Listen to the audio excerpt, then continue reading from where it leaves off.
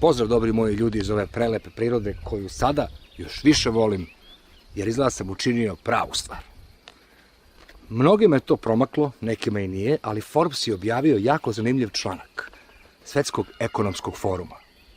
Znate sve onu priču o Klausu Schwabu, velikom resetu. Sad je to objavljeno na Forbesu, koji se ne može smatrati za neki sajt teorije zavere. Forbes je jako uticajan, već postoji dugi niz godina. Ne može ga niko cenzurisati. Dakle, to je ono što ta vrhuška ili lutkari, kako ih ja zovem, od danas, pošto neću više da koristim reč elita, jer elita smo mi, obični. Elita nema veze sa novcem. Ali oni su objavili plan Svetskog ekonomskog foruma i sada je to potpuno javno i više nije nikakva zavera. Zove se Dobrodošli u 2030. godinu. Sad se priča u prvom licu, kaže, ne posjedujem ništa, nemam privatnost i život nikada nije bio bolji. Jako zanimljivo zvuči. Dakle, ne posjedujem ništa, nemam privatnost, život nikada nije bio bolji. Kaže, dobrodošli u 2030. godinu. Dobrodošli u moj grad. Ili da kažem, naš grad. Ja ne posjedujem ništa. Ja nemam auto, ja nemam kuću, ne posjedujem nikakve aparate ni odeću. Možda vam se čini čudnim, ali ima savršenog smisla za nas u ovom gradu. Sve što smo smatrali proizvodom, sada je postalo usluga. Imamo pristup prevozu, smeštaju, hrani i svim stvarima koje su nam potrebe u svakodnevnom životu. Jedna po jedna, sve ove stvari postale su besplatne, tako da na kraju nije imalo smisla da posjedujemo mnogo. Dakle, reč je o industriji usluga, koja stvara najveći profit, ubedljivo veći od svih. Dakle, čitava igranka ove lažne zabrinutosti za nekim velikim resetom i nekom promenom se svodi na kompromis tih bogatih u odnosu na prirodu i sirovine u prirodi i budućnost kapitalizma potrošačkog društva. Kako da se te dve stvari spoje, a da ovi svi na vrhu budu zadovoljni u nekom kompromisu, pa to je taj čuveni veliki reset, koji kada čitate, vi shvatate da je potpuno isti, ako se sećate, Zeitgeista Venus projekta, koji se tada smatrao za suludu teoriju zavere, čak se i cenzurisao i skidao pre samo 10 godina. Ali o tome se radi, o nekoj utopiji.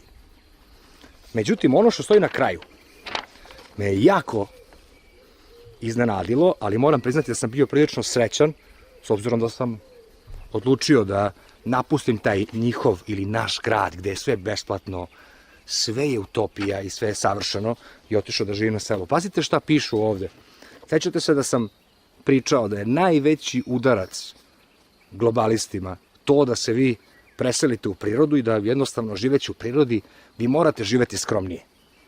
Jer ćete nešto proizvoditi, dakle, 50 do 60% para, a pojedini, na primjer poput mojih komšija, ne troše praktično ništa, osim šećera, soli, ovako. Dakle, sistem nema vajde od vas. Pazite šta izjavljuje Svetski ekonomski forum.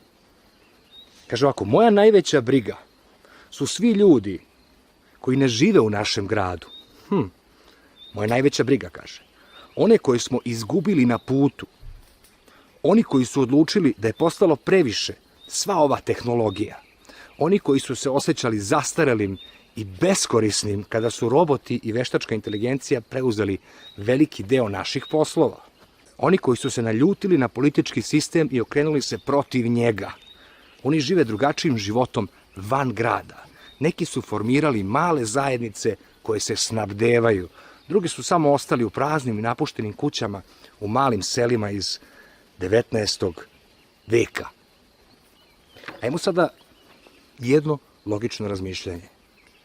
I vidjet ćete da ovdje nešto u ovoj priči nije iskreno, da postoji neka skrivena namera. Zašto bi ljudi koji žive na selu u toj 2030. godini, u toj budućnosti Svetskog ekonomskog foruma, zašto bi još te neki ljudi birali da žive u selu, kad im je u gradu sve bajno, savršeno, besplatno, idealno, utopijski, savršeno? Dakle, nema logike. Ima logike sa ovim vremenom. Inflacije. Zar ne?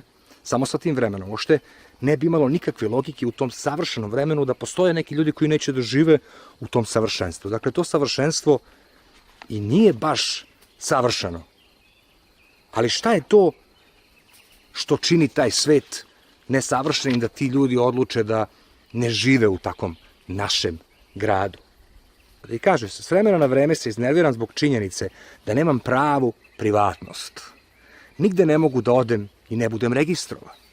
Znam da je negde zabeleženo sve što radim, mislim i sanjam. Samo se nadam da to niko neće iskoristiti protiv mene. Ljudi moji, piše jasno i glasno. Ostavit ću link dole u komentaru. Pažljivo pročitajte i razmislite o tome. Šta se krije iza ove idealističke priče? To je ta privatnost. Dakle, znam da je negde zabeleženo sve što radim, mislim i sanjam. Sve što radim, mislim i sanjam. Da bi neko znao vaše misli i vaše snove, on mora biti u vama. Dakle, mora biti spojen sa našim organizmom. Ili vam mora tehnološki ući u naš mozak putem, bilo kakvim putem, ali mora ući u nas. Dakle, vi više nećete imati privatnost. Zamislite decu u pubertetu, ma koliko možda ovo nekom škakljivo zvučalo, svi znamo šta deca u pubertetu rade kad su sami i osete tu seksualnu energiju. Zamislite situaciju da oni znaju da to sad svako zna. Da to nije malo bolesno. Ja mislim da jeste. Kaže dalje, shopping u tom gradu. Ne mogu da se setim šta je to. Ma idealno. Za većinu nas to je pretvoreno ubiranje stvari za upotrebu. Ponekad mi je ovo zabavno, a ponekad samo želim da algoritam to uradi umesto mene. Pazite vi ovaj nivo svesti. Da više nećeš da... A zašto postojiš? Zašto živiš? Što se odmah ne zakopaš u zemlju i... Što bi još te postojao? Zar nije lakše odmah umreti? Tako. Ovo je isto, na primjer, jako zanimljivo. Kaže, u našem gradu ne plaćamo zakup, jer neko drugi koristi naš slobodan prostor kad god nam nije potreban. Moja dnevna soba se koristi za poslovne sastanke kada nisam tu. Kakav je ovo utopijski, što bi rekli Englezi, bullshit? Kako možete, ko bi danas pristao da mu se neko šečka i održava sastanke u njegovoj dnevnoj sobi, u kojoj misli da uveče pogleda dobar film i u kojoj se osjeća savršeno? Koja bi žena pristala na to da ne zna koji je čovek ležao, sedeo ili šta već radio na toj sofi i da li bi iko ušao i to, ili bi to moralo da se... Mislim, kako su ovo sulude priče? Kako neko može u vašem stanu da se, ne znam, održi 20 sastanaka i da vi uveče dođete u taj stan i da se osjećate kao kod kuće? Mislim, to nema logike. To nema nikakve logike. To je nemoguće. Kada su veštačka inteligencija i roboti preuzeli toliki deo našeg posla, odjednom smo imali više vremena da dobro jedemo, spavamo i provodimo vreme sa drugim ljudima. Pazite kako savršenstvo. Koncept špica, misli u saobraćaju, više nema smisla, jer posao koji radimo može da se obavlja u bilo kom trenutku. Ne znam da li bih to više nazvao radom, to je više kao vreme razmišljanja, vreme stvaranja i vreme razvoja. Ljudi moji, neko mora da radi. Neko mora da radi, neko mora da osposobi, na primjer, taj sastanak u toj dnevnoj sobi. Ko će da očisti? Neki robot. Gde su ti roboti tako pametni? Još uvek mnogo daleko. Ali ono što je poenta čitave priče je to da upamtite. Dakle, da se sve radi samo zbog toga što su shvatili da je industrija usluga nesrazmerno plodonosnija što se tiče novca. Ili vam BMW sutrašnji, BMW budućnosti vam neće prodati BMW za, ne znam, 40.000 eura, nego će vam iznajmljivati taj isti BMW i zaraditi na njemu 300.000 eura. Jer to navodno besplatno se nekako mora naplatiti nekom vašom uslugom. A vaša usluga je privatnost. Dakle, dobit ćete besplatne stvari, a za uzvrat će se od vas tražiti da date pristup svom mozgu, svom srcu, svom telu, tom nekome ko vam daje besplatne proizvode.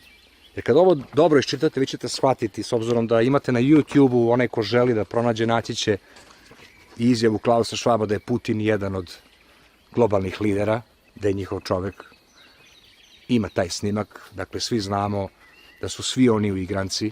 Suština je, ako neko želi da nas uvede u ovaj Zeitgeist, nekada zabranjeni Zeitgeist, Venus Project ili modernije veliki reset, on to jedino može da uradi tako što će veštački krizama izazvati toliku inflaciju da ljudi više neće moći da kupuju i morat će da prihvate ovu realnost, a to je da će neko znati sve što radi, misli i sanja, za uzvrat će dobiti besplatne proizvode.